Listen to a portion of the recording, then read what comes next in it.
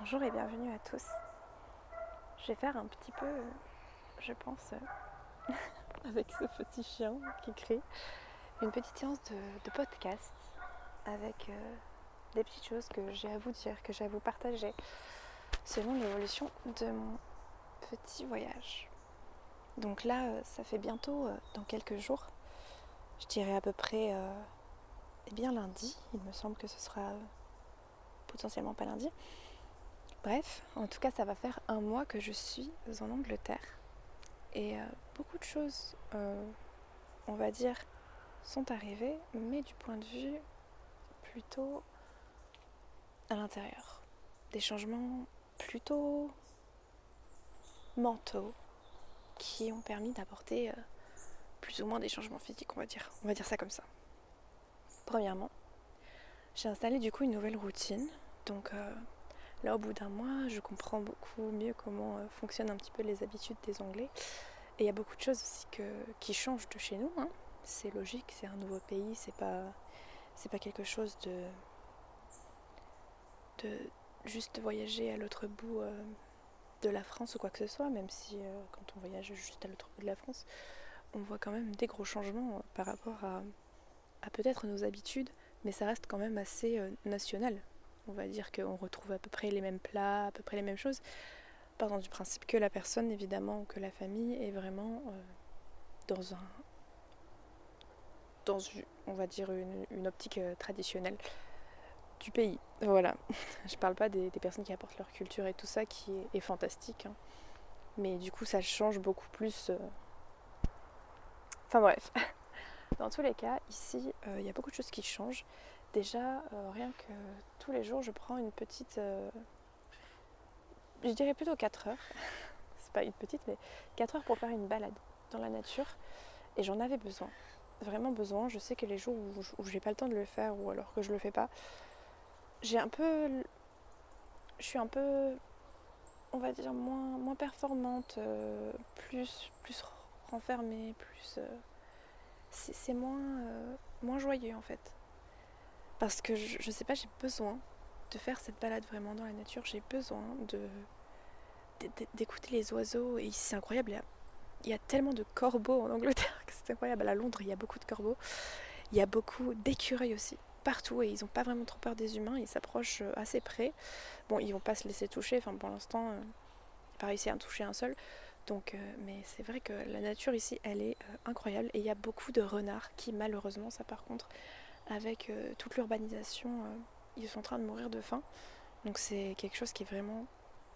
Ça fait mal au cœur en fait. La dernière fois on a vu un renard dans la rue qui était vraiment super maigre et du coup les gens demandaient si on avait de la nourriture à lui donner mais on n'avait rien.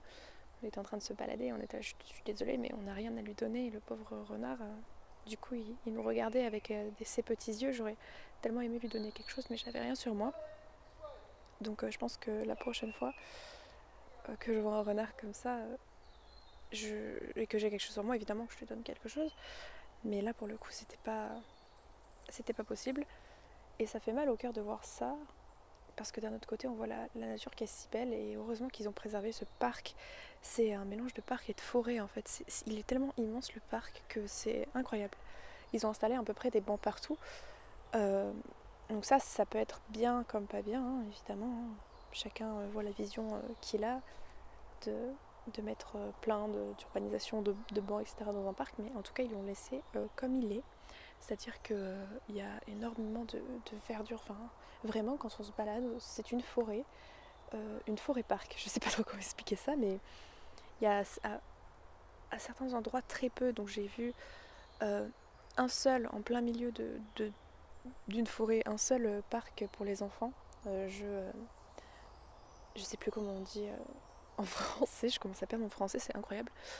Je ne parle pas le français avec beaucoup de gens, donc je perds mon français. Et donc on voit qu'il y a juste cette petite parcelle qui est en plein milieu de la forêt. Tu as un détour, tu prends ce détour-là dans un virage et là, pop, tu tombes sur des jeux pour enfants. Et tu te dis, mais ça n'a rien à faire là, enfin, c'est un peu, ça détonne un peu dans le décor, mais pourquoi pas.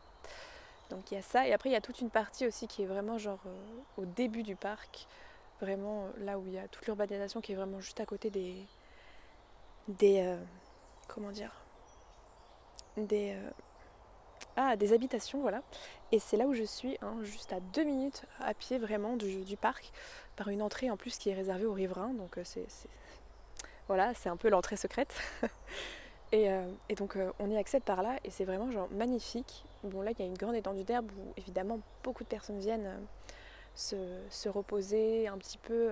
J'adore faire ça moi aussi. Je pense que s'il continue à faire ce temps-là, je prendrai la prochaine fois, j'ai oublié ce matin, mais un bouquin et je viendrai m'étendre sur cette herbe. Bon là elle est un peu mouillée parce que le temps n'était pas très favorable et parce que c'est la rosée du matin et qu'il est, il est tôt. Hein, je pars vraiment vers 8h30 de la maison après que les enfants soient partis à l'école à 8h. Et du coup je pars à 8h30, 9h de la maison et du coup c'est à peu près tôt. Du coup la rosée du matin est encore là. Donc c'est un peu mouillé, donc pour le moment j'attends peut-être qu'il y ait un peu plus de soleil. Contrairement à ce qu'on peut penser, il y a eu juste 1 ou 2 jours de pluie. Pour le moment, depuis que je suis arrivée, depuis un mois, hein, il y a eu 1 jour de pluie, sinon il a fait relativement bon. En fait, il fait très bon, il fait très doux. Il n'y a pas des températures comme chez nous où ça va excéder les 30 degrés, jamais. Donc ça c'est incroyable aussi parce que ça permet de pas transpirer, de pas avoir à rester avec une canicule ou enfermé chez soi. Et ça c'était vraiment déjà quelque chose que j'ai trouvé incroyable aussi parce que tu pouvais être en short tout en étant bien, pas hyper chaud non plus comme on peut avoir en France. Surtout que je vis dans le sud de la France, donc évidemment les températures sont les plus hautes là-bas, hein, voilà, vers Bordeaux. Donc c'était pas vraiment le top du top, surtout en période de grosses canicules. Quand des fois j'envoie des photos à mes parents, je les vois encore, ils sont en débardeur ou en manche courte et ils me disent que là-bas c'est incroyable. Il y a un jour où il a fait 36 degrés alors qu'ici il faisait 17. Voilà, donc un peu la température varie, hein. Il a fait le plus chaud, je crois, 26 ici, un jour, et on est allé se baigner le matin avec la maman de la famille, et c'était incroyable parce que là-bas ils ont des lacs. C'est pas des piscines artificielles, c'est des lacs. Ils ont fait 3 lacs, ou comme ils appellent, des étangs, puisque ça se dit pond en anglais. Et donc c'est des petits étangs en fait, un peu comme des lacs, qui sont... il y en a 3, donc il y en a un mixte, un pour les hommes et un pour les femmes. Et vraiment c'est juste magnifique. Ils ont juste aménagé pour qu'on puisse rentrer dans l'eau. Mais sinon ils n'ont rien touché à la nature. Donc c'est vraiment une baignade en pleine nature. Et c'est un immense kiff total, vraiment. Mais on rentre dedans, on rentre dans l'eau. Bon, elle est un peu fraîche, hein, puisque évidemment, quand on y est allé, en plus apparemment, elle était l'une des plus hautes, elle était à 18-19.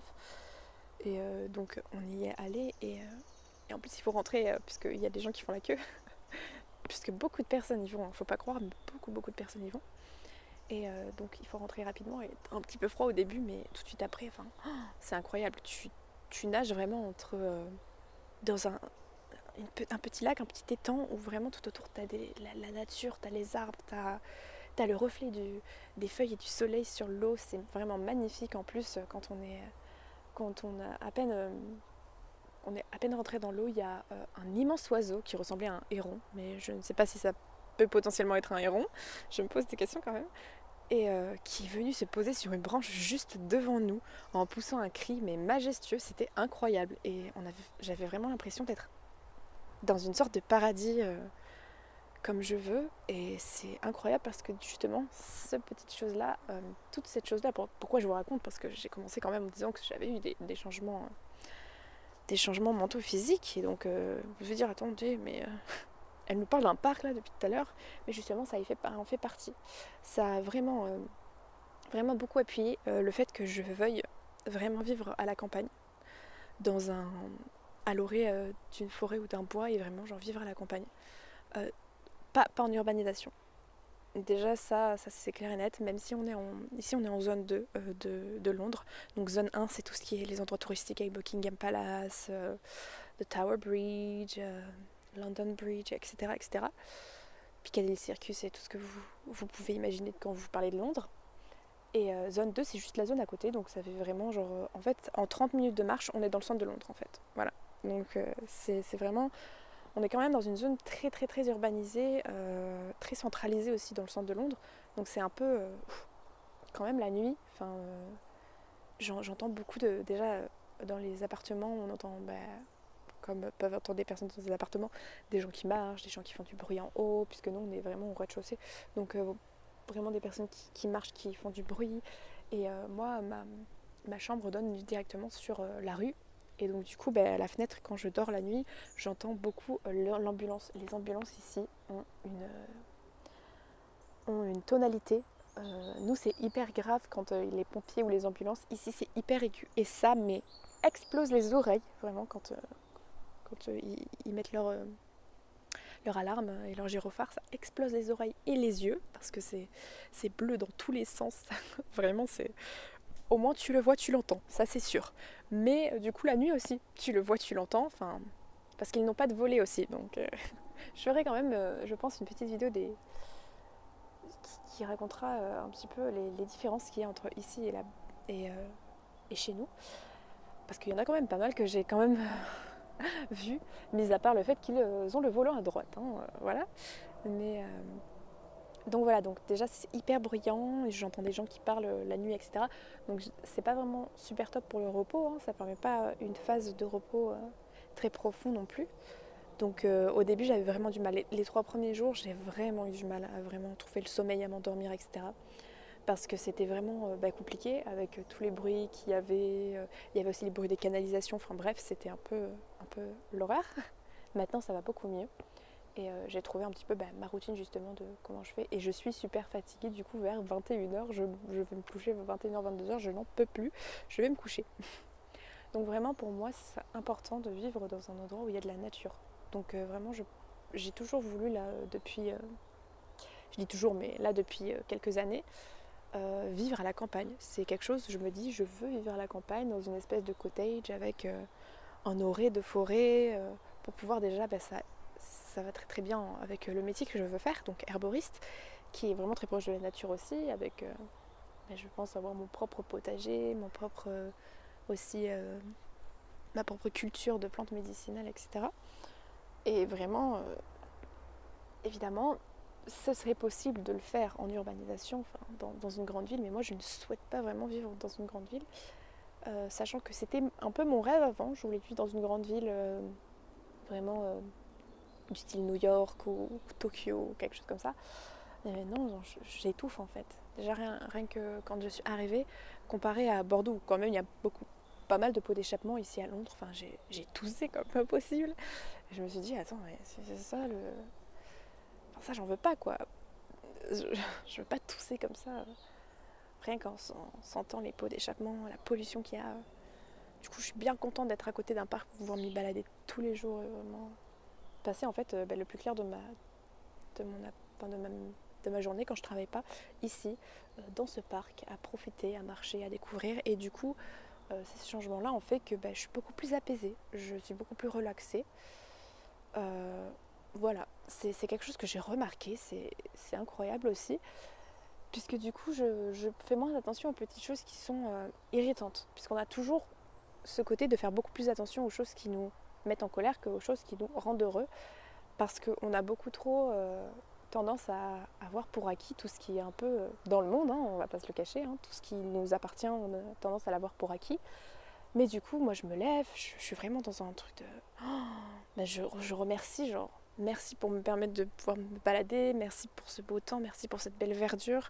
Enfin, je suis vraiment dans une énergie de gratitude et c'est vraiment super important parce qu'il y a plein de bonnes choses qui arrivent du coup. J'ai plein de bonnes nouvelles, je me sens beaucoup moins fatiguée.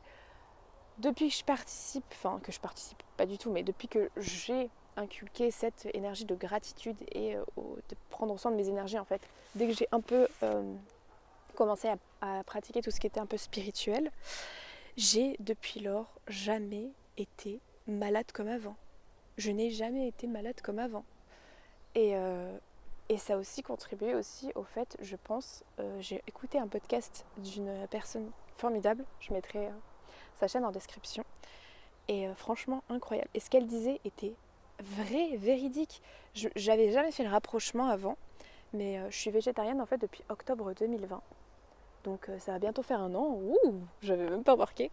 Et franchement, ça a beaucoup changé de choses. Je suis beaucoup moins malade qu'avant.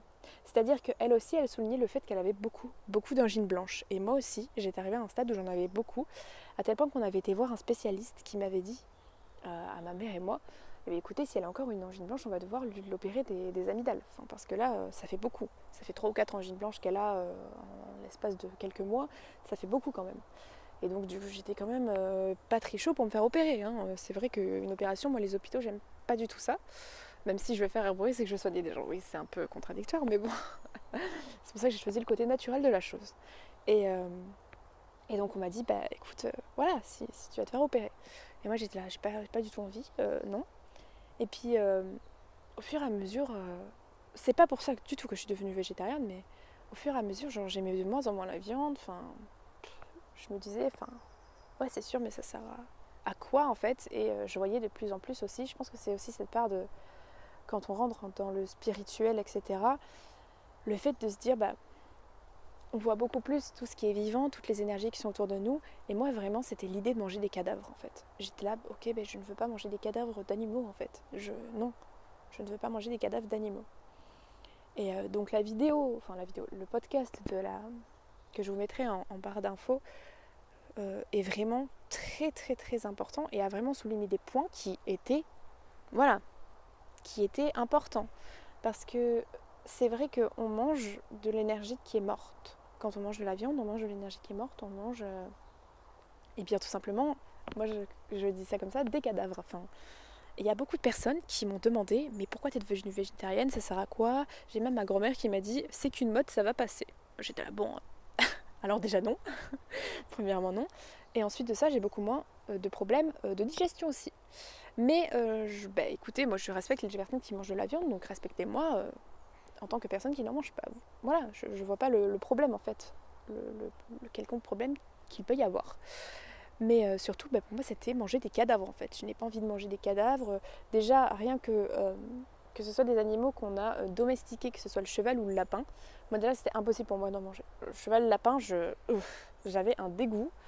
Je me disais non, c'est bon, je mange des petits poneys qui se baladent là et je mange des petits lapins qui sont trop mignons. Enfin, je ne peux pas manger ça.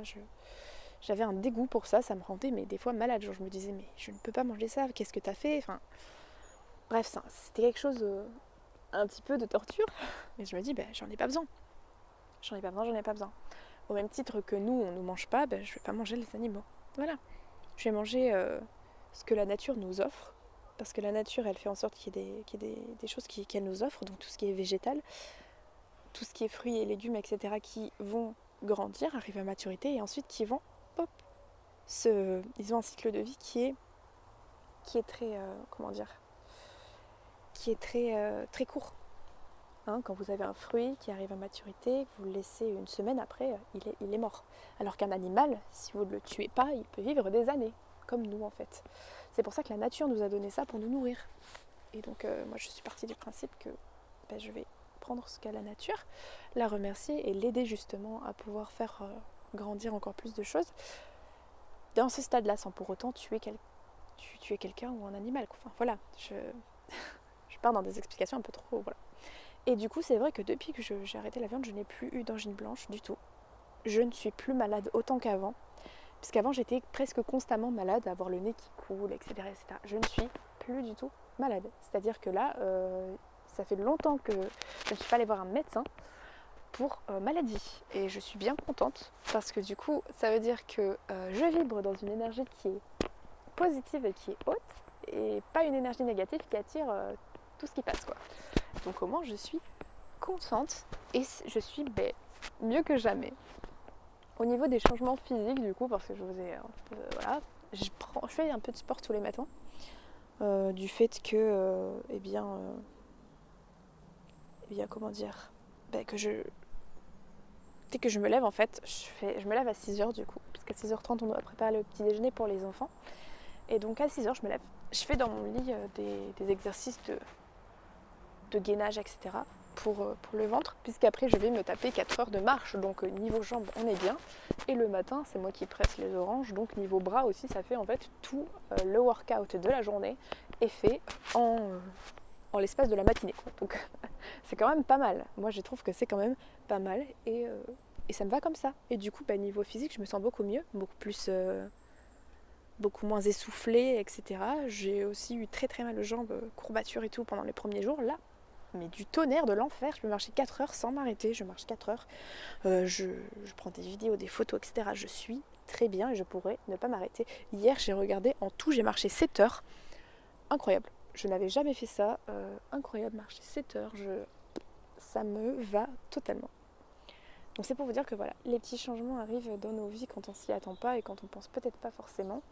L'initiation non, le fait que je sois partie en Angleterre, c'était un peu sur un coup de tête en me disant je vais tenter des choses, j'en ai marre en fait d'être dans cette routine et dans cette vie monotone et tout. Donc je vais tenter des choses pour moi. Et c'est la meilleure décision que j'ai prise puisque vraiment là je suis épanouie. Et je pense que je vais faire beaucoup plus de décisions en pensant d'abord à mon bien-être à moi plutôt que de penser au bien-être de rentrer dans une case de la société où il faut que tu sois avec un diplôme, que tu fasses un bon boulot, etc., etc. Et je vous parlerai sûrement dans un autre podcast de comment est-ce que j'ai fait pour partir en Angleterre et de ce que ça m'a apporté, on va dire, pour l'instant au niveau d'épanouissement. C'est un peu, en fait, j'ai un peu tout lâché pour partir en Angleterre. Et c'est franchement, pour l'instant, ça me réussit tellement bien.